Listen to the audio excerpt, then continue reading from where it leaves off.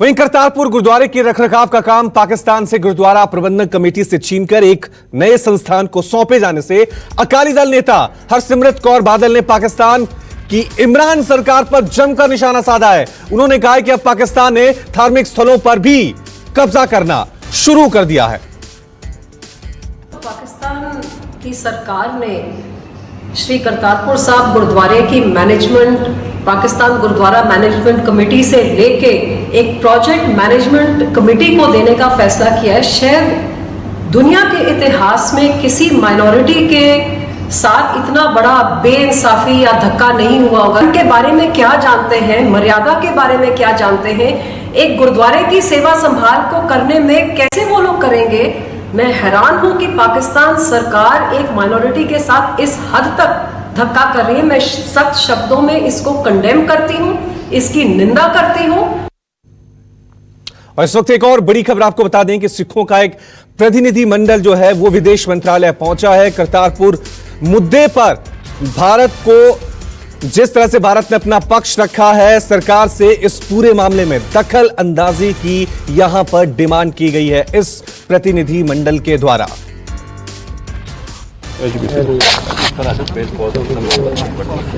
अपना लेटर दी। Hello hello भाजी police आज किधर आ गए। हेलो वो भारतीय प्रेस वालों को पर आज हमारा ये विदेश मंत्रालय पहुंचा है।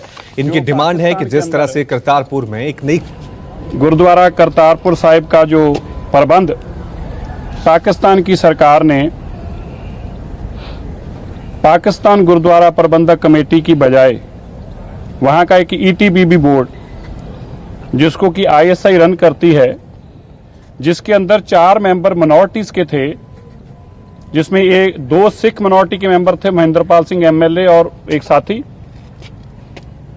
और एक क्रिश्चियन थी बानो, और एक हिंदू मेंबर थे, मेंबर पार्लियामेंट जो थे और एमएनए थे। उनको बाहर निकाला पहले ईटीबीबी ने। 4 मिनॉरिटी के मेंबर बाहर निकाल के 9 के 9 मेंबर जो हैं वो अपने वहां से डालकर और फिर गुरुद्वारे का प्रबंध जो है करतारपुर साहिब का, वो दरबार साहिब का प्रबंध ईटीबीबी के हाथ में थमा दिया। ये पहली बार दुनिया में कहीं हुआ है कि हमारे गुरु घर का प्रबंध सिखों से लेकर गैर सिखों के हाथ में दिया गया हो। ये किसी भी सूरत में नाकाबिले बर्दाश्त है, किसी भी सूरत में बर्दाश्त नहीं किया जा सकता। आज श्रोमणी गुरुद्वारा प्रबंधक कमेटी जो हमारी सिरमौर संस्था है, उन्होंने इसके ऊपर स्ट्रांग रिएक्शन दिया।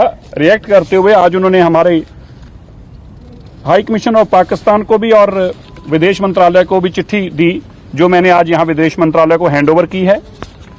दिल्ली सिख गुरुद्वारा मैनेजमेंट कमेटी ने भी अपना रिप्रेजेंटेशन विदेश मंत्रालय को दी। सुधारनी तो आपने देखा कि किस तरह से यहां पर ये प्रतिनिधि मंडल विदेश मंत्रालय, विदेश मंत्री और तमाम वहां लोगों से मिलने के लिए पहुंचा था। इनकी डिमांड थी कि पाकिस्तान ने जिस तरह से ये साजिश रची है, इसको लेकर भारत अपनी दखल अंदाजी दे। और इस मुद्दे पर बातचीत करने के लिए हमारे साथ मेहमान बने हुए, आपको बता दी कि हमारे साथ जमीर अली इस्लामाबाद से बने हुए वरिष्ठ पत्रकार हैं। साथ में हमारे साथ महेशिंदर सिंह गरेवाल अकाली दल के स्पोक्स पर्सन हैं। साथ में हमारे संवाददाता विशाल एंग्रीश हमारे साथ लगातार इस मुद्दे को कवर कर रहे हैं, उनसे भी अपडेट लेंगे। लेकिन सबसे पहले मैं पाकिस्तान का रुख करूंगा, इस्लामाबाद का रुख करूंगा। जमीर अली साहब, गुरुद्वारे की प्रबंधक कमेटी को हटाकर एक नई कमेटी का गठन किया गया है, इसे हम काला फरमान क्यों ना कहें? एक गुरुद्वारे के लिए कमेटी बनाई गई है और उसमें कोई सिख नहीं, यह पाकिस्तानी सरकार का काला फरमान है। देखिए, इसके हवाले से गुरुद्वारा कमेटी है वो के पास, लेकिन उनकी गुरुद्वारा कमेटी नहीं बनाई है, बल्कि एक बोर्ड बनाया है जो कि इस हवाले से खास तौर से करतार के हवाले से एक बोर्ड बनाया गया है, जिसमें उन्होंने एक 30 ग्रेड के अफसर को ये जिम्मेदारी दी है कि उसकी जो निगरानी है, उसकी जो इस्लामी मामलात है उसको देखेगा। इसके अलावा अगर हम बात करते हैं कि गुरुद्वारा कमेटी का सरबराह किसको होना है, गुरुद्वारे की कमेटी का सरबराह है वो सिख होना चाहिए या फिर तमाम ठीक है जमीर अली साहब, मैं आपके पास लौटूंगा, थोड़ी सी ऑडियो की दिक्कत हो रही है। हमारे साथ महेशिंदर सिंह गरेवाल बने हुए हैं। महेशिंदर जी, जिस तरह से पाकिस्तान ने ये काला फरमान सुना है, जाहिर सी बात है भारत में मौजूद हर सिख इससे आहत हुआ है।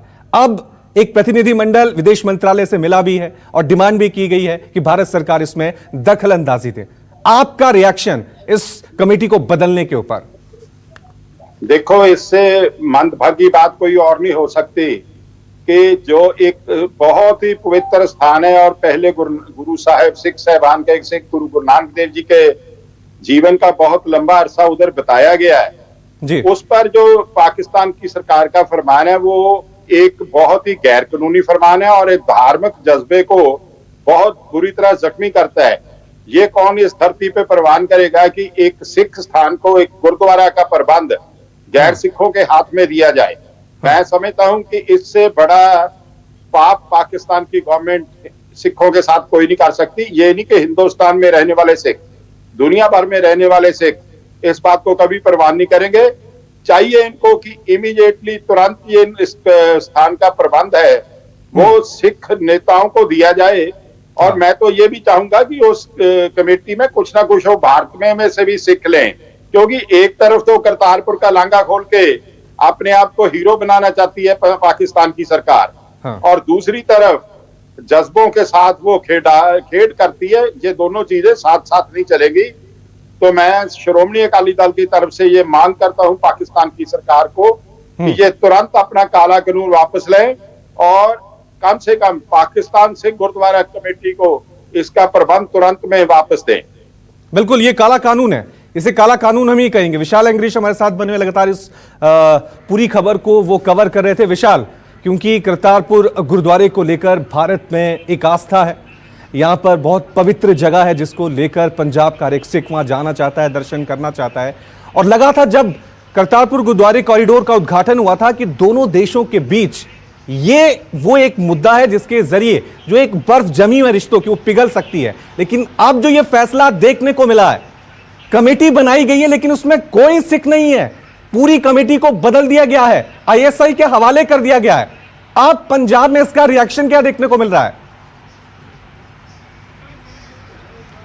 रवि, पंजाब में नहीं है, देश भर के सिखों में इसका तीखा रिएक्शन देखने को मिल रहा है, क्योंकि जिस तरह से मुसलमानों के लिए मक्का मदीना एक ऐसा पवित्र स्थान है जहां पर हर एक अपना अकीदत भेंट करना चाहता है, वैसे ही संसार भर के सिखों के लिए ये पवित्र स्थान है जो करतारपुर का लांगा है। और करतारपुर साहब के गुरुद्वारे को हर एक जहाँ पर भी कोई भी सिख बैठा हुआ है विश्व भर में, वो अपने अकीदत की भेंट करता है, वहाँ पर जाना चाहता है, सत्कार है, आदर है इस गुरुद्वारा साहिब को लेके। और किसी भी तरह से कोई भी सिख नहीं चाहेगा कि जो उनकी गुरु घर है वो गैर जो मुसलमान है उनको दे दिया जाए, क्योंकि जो सारे के सारे जो मोहम्मडनों को शामिल उसमें कर लिया गया है। और वहीं पर जो सिख नेता थे, चाहे वो पाकिस्तान गुरुद्वारा प्रबंधक कमेटी के मेंबर इसमें लिए गए थे, जहां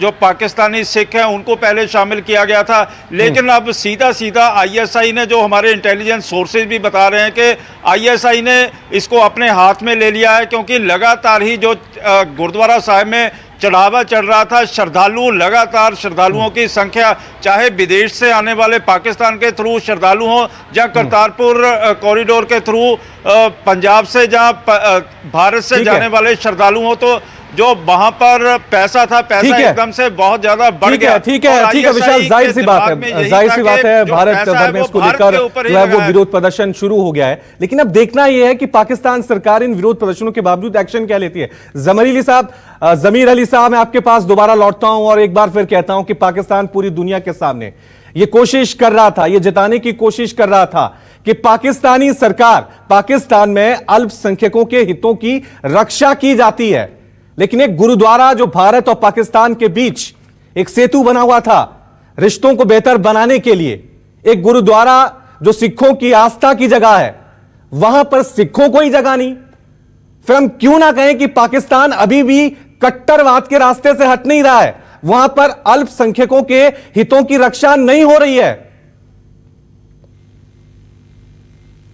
देखिए, पाकिस्तान में सिखों के हवाले से जो गुरुद्वारा बनाया गया था, इसके हवाले से जो सरकारी तौर पे बोर्ड बनाया गया है, उसमें गैर सिखों को शामिल करना यकीनी तौर पे मुनासिब नहीं है। लेकिन पाकिस्तान में तमाम अक़लियतों को जो है वो तहफ़्फ़ुज़ हासिल है। लेकिन ये बात आपकी बिल्कुल दुरुस्त है कि मजहबी मामलात के हवाले से, मजहबी अकायद के हवाले से जो लोग जिस कम्युनिटी के या जिस मज़ाहिब से ताल्लुक रखते हैं, उन लोगों को उनके हवाले से जो यहाँ पे इबादत गाहें बनी हुई है उनका सरबराह होना चाहिए, या फिर उसके तमाम मामलात उनके पास होने चाहिए। क्योंकि पाकिस्तान की सिविल सोसाइटी इस हवाले से क्लियर है कि पाकिस्तान में तमाम मजहबी अक़लियतें जो है आज़ाद हैं, उन सबको पूरी तरह से आज़ादी हासिल है, उनका एहतराम करते हैं, उनको इज्जत की निगाह से देखते हैं। और इस हवाले से पाकिस्तान में जब गुरुद्वारा बनाया गया तो ये वाहिद इबादत गाह है जो सरकारी बेसिस से बनाई गई थी। तो यकीनी तौर पे इस हवाले से मैं ये चाहता हूँ कि जो मजहबी मकामात है उनको सियासी मकासद के लिए या फिर और किसी मकसद के लिए इस्तेमाल नहीं होना चाहिए। वो खालिस्तन इबादत की जगह है, लोगों के अकायद उनसे वाबस्ता होते हैं, सिख कम्युनिटी दुनिया भर यही सवाल उठ रहा है जमील अली साहब, यही सवाल उठ रहा है कि ये फैसला जो लिया गया है इसके पीछे कोई बड़ी साजिश तो नहीं? ये फैसला जो लिया गया है, कमेटी बदली गई है, आईएसआई की इसमें एंट्री हुई है, क्या इसके पीछे पाकिस्तानी सरकार की कोई ऐसी साजिश है जो एक बार फिर दोनों देशों के बीच तल्खी पैदा कर दे? ये अपने आप में बड़ा सवाल है। और जाहिर सी बात है, एक गुरुद्वारा है जिसमें उसकी रखरखाव के लिए कमेटी बनाई गई है, लेकिन कोई सिख नहीं है। यानी पाकिस्तान में अल्पसंख्यकों के साथ किस तरह का व्यवहार किया जाता है, यह इस फैसले ने एक बार फिर पूरी दुनिया को बता दिया है। बहुत बहुत शुक्रिया आप सभी मेहमानों का हमारे साथ जुड़ने के लिए। और अपने आप ये बहुत ही काला फरमान है, जाहिर सी बात है तमाम इन मुद्दों को लेकर विरोध प्रदर्शन भी हो रहा है।